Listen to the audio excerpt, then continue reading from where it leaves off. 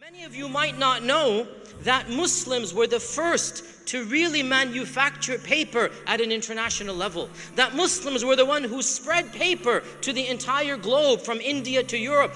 But they didn't invent it. They perfected it and they popularized it. Where did it come from? In the Battle of Tal'as in 751 CE, which is in the 1st century of the Hijrah, under the caliphate of the early Abbasid dynasty, in the Battle of Tal'as, Muslims fought against a small group of what we now call Chinese nations. And paper had been invented by the Chinese. However, they didn't understand its significance. And it was something that only the elite did. It wasn't mass produced, and the Chinese as a nation still used papyrus. Now papyrus is thick. Papyrus has to be folded up. Papyrus is very awkward to deal with. Paper, as we all know, is thin. Paper lasts forever. Papyrus only lasts for a few decades. The Chinese invented paper, but they kept it a state secret. They didn't want anybody to know about it. In the Battle of Tal'as, the Muslims captured 2 prisoners of war who were a part of this secret guild of paper manufacturers. New technology. What did they do? They embraced it. They understood the significance of this. So they took these 2 prisoners of war, treated them like royalty, brought them back to Baghdad, and the Khalifa said, "You shall be free to leave back to China as soon as you teach us how to build paper, how to manufacture paper."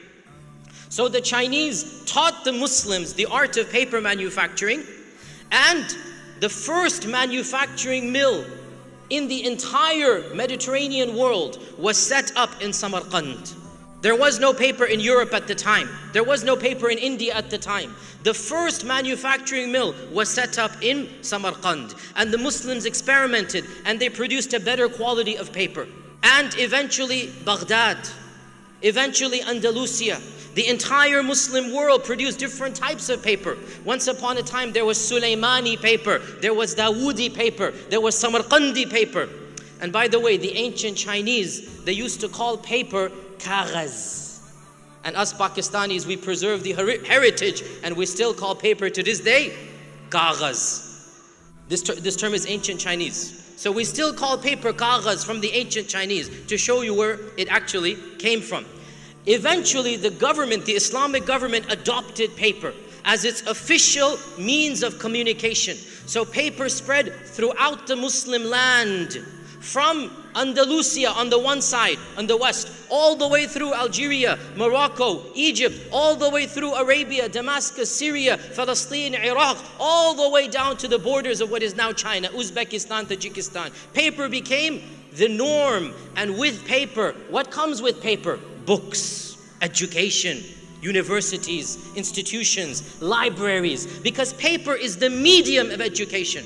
And it is not a coincidence that Islamic science has flourished, the writing of books flourished, scholarship flourished when paper was discovered.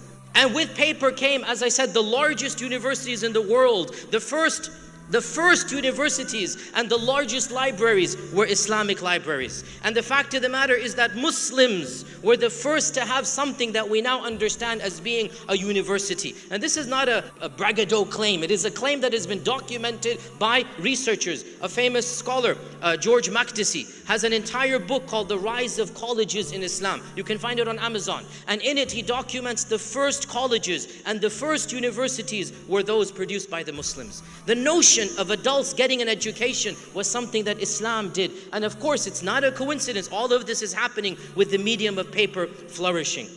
The West eventually discovered paper.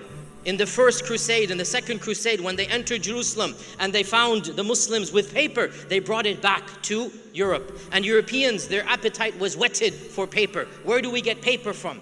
And when they conquered Andalusia, they found the first paper printing presses they had ever seen in their lives, the first paper manufacturing mills. And this is an interesting fact of history. They expelled all the Muslims of Andalusia except for a handful who could teach them sciences they didn't know. And of those sciences they didn't know, how to make paper. So of the Muslims who were forced to remain were those who owned the paper manufacturing mills, those who knew the art of paper. And from Andalusia, Europeans acquired the art of making paper. And it spread throughout all of Europe until eventually they set up paper mills in Italy. And guess what? The Europeans started making better paper than the Muslims. For 200 years, paper was sold to Europe. Around 1500 or so, the Europeans began producing better paper. And from that point on, many of our manuscripts that we still find are actually being written on European paper.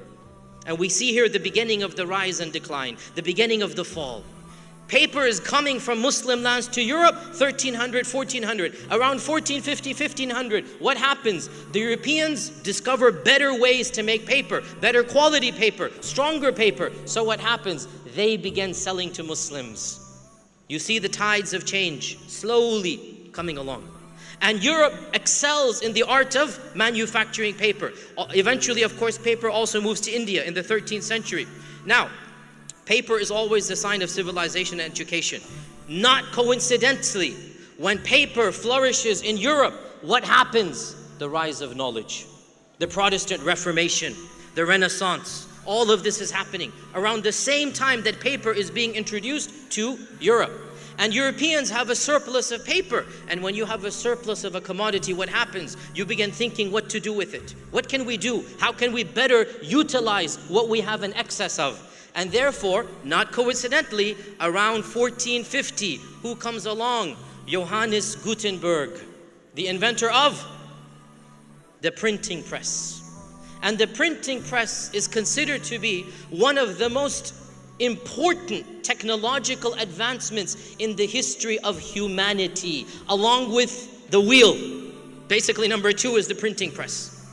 Because with the printing press, what happens? Well, you can mass produce books. And with mass producing books, you are teaching a generation of people knowledge. They don't have to write an entire book by hand. Before the printing press, if you wanted to buy Tafsir ibn Kathir, if you wanted to purchase Sahih al-Bukhari, guess what? You had to sit down and write it cover to cover. Obviously, that's not easy to do, is it? With the printing press, you can mass produce thousands of books everybody reads. And with the printing press, education, technological advancements, everybody, Isaac Newton, his book on nature and on science became an instant bestseller. And this is in the 1500s. When the average person is reading Newton, what happens? The bar is raised. Knowledge becomes an easy commodity. And when everybody's knowledgeable, the bar continues to rise. Now, we have the advent of the printing press. This is the second technological achievement we're going to talk about. When the printing press is introduced to Muslim lands, what happens now? This is where we see the alternative model. And that is the bubble. That is the shutting off.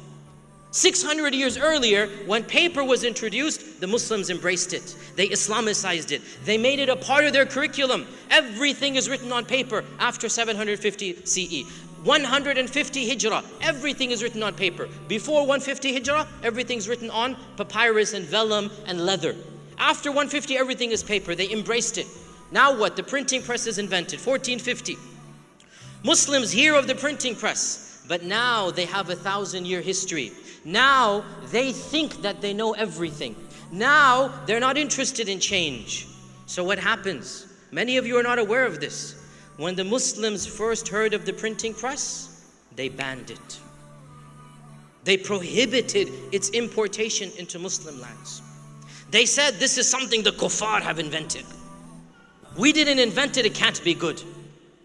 And any printed book was banned. So much so that in 1485, the Ottoman Sultan Bayezid II said anybody who's discovered with a printing press or a book will be sent to jail.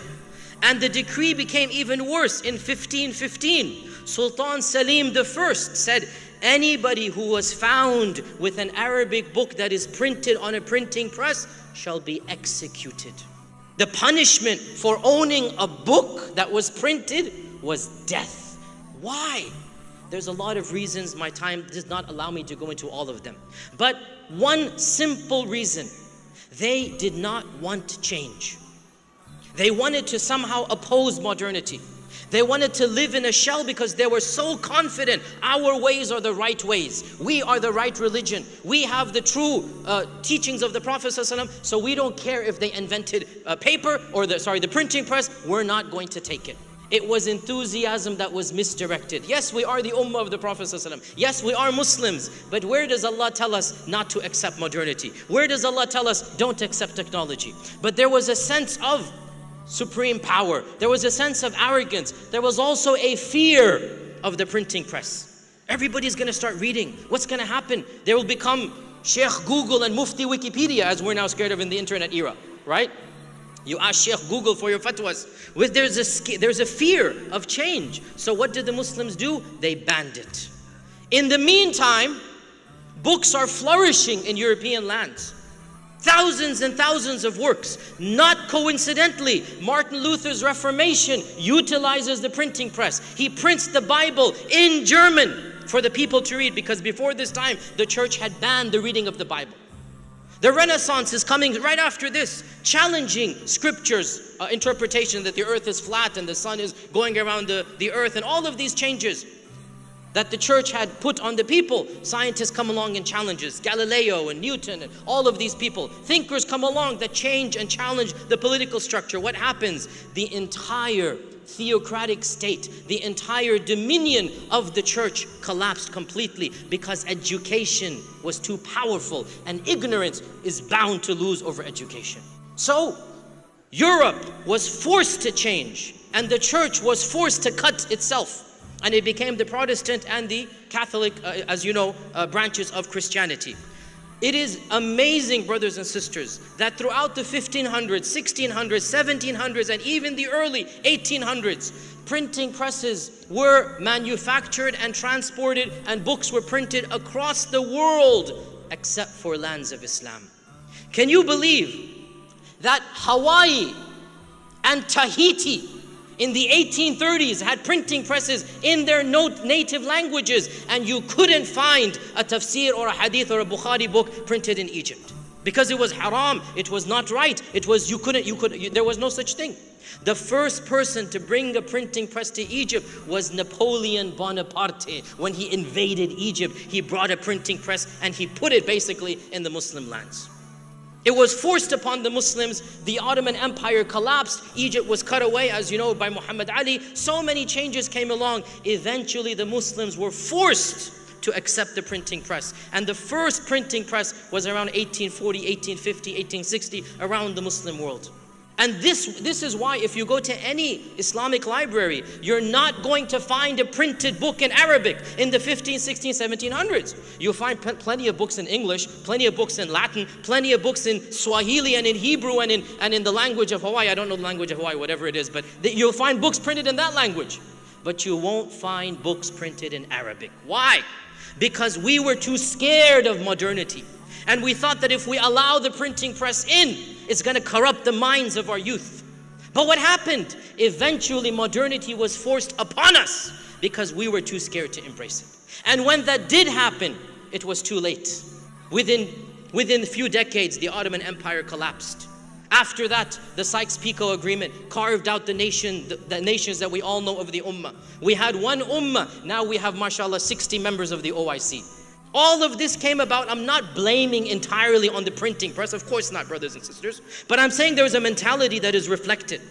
There's a mentality that is reflected that the Muslims were so confident of their cultural heritage that they mixed up religious glory with cultural glory. Yes, we're supposed to be proud we're Muslims. Of course we are.